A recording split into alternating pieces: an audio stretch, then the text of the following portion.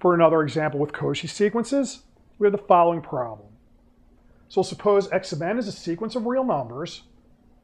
We'll also have, for all n, the absolute value of x of n is less than 3n squared minus 2 over 4n cubed plus n squared plus 3. We want to prove that the sequence x of n is a Cauchy sequence. Now, this is no surprise. If we were in calculus and I wanted the limit of x of n, we just take the limit of the right-hand side. This is going to go to 0, so that means the limit of x of n would also have to be 0. Because we're in real analysis, we're going to have to give a proof of that using epsilons. Now, our first step, we write out the definition of a Cauchy sequence. So, x of n is a Cauchy sequence if and only if, for all epsilon greater than 0, there exists a natural number n such that if we choose m and n greater than our capital N, we have the distance between x of n and x of n is less than epsilon. So in our Cauchy sequence, if we go out far enough, then the distance between any two elements in our sequence is always less than epsilon. So we have control over the spread. Now, for the proof, we always do our work off to the side, and then we come back and then write up our proof nicely.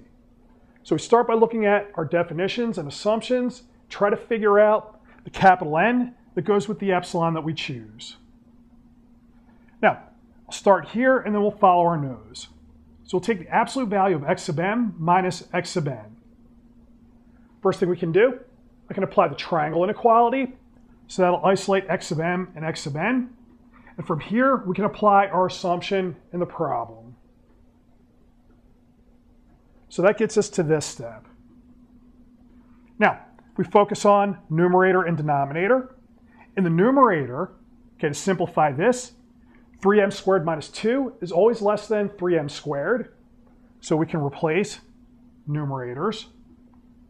For the denominator, okay, I'll show this on the next board, 1 over 4m cubed plus m squared plus 3 is always less than 1 over 4m cubed.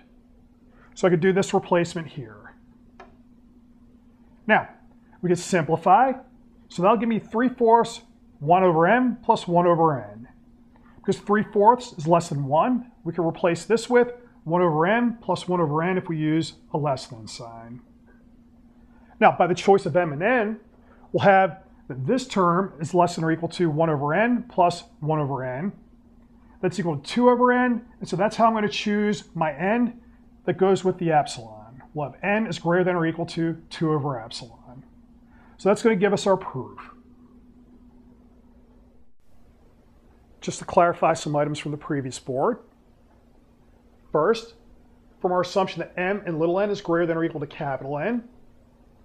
For instance, I'll take m greater than or equal to capital N. Since these are both positive, we can divide by m capital N, and the direction of the inequality is unchanged. So that'll give us 1 over capital N is greater than or equal to 1 over n. We use that in part double star. Next, for part star, so I collapse a few items down to one step. First one, note, if we cover up the denominators here, we clearly have that 3m squared minus 2 is strictly less than 3m squared. If we divide both sides by the same positive number, then the direction of the inequality is unchanged. So we have the inequality here as follows. Now, the next step, we clearly have that 4m cubed is strictly less than 4m cubed plus m squared plus 3. That follows, since m is greater than or equal to 1, we'll always have that m squared is positive. Okay, it's always greater than or equal to 0 anyway, and 3 is positive. So this clearly holds. Now, because this is a positive number, this is a positive number, I can divide both sides by the product, and that's going to give us this inequality here. Now, I can replace this polynomial in the denominator here with our 4m cubed, and that gets us to what we had on the previous board.